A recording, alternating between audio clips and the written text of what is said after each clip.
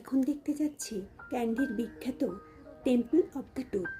এখানে বুদ্ধদেবের দাঁত সংরক্ষিত করা আছে।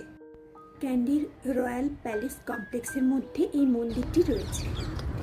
এটি একটি ইউনেস্কো ওয়ার্ল্ড হেরিটেজ সাইট।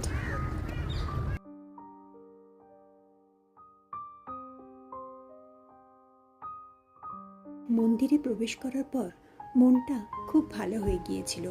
এখানকার পরিবেশ ছিল খুবই শান্ত।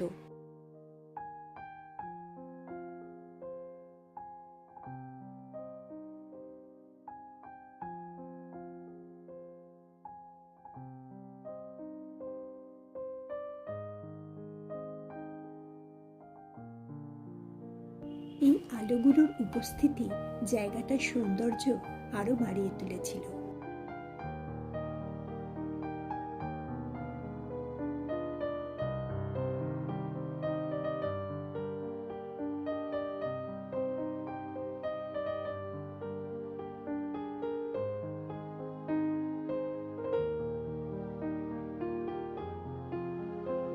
কাঠের এই কাজগুলো ছিল দেখার মতো।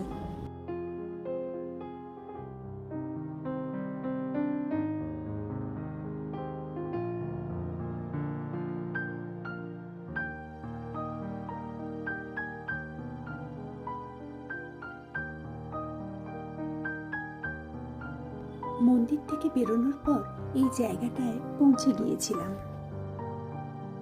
এই জায়গাটায় এসে মনে হচ্ছিল যেন দক্ষিণ ভারতের কোনো মন্দির চত্বরে রয়েছি।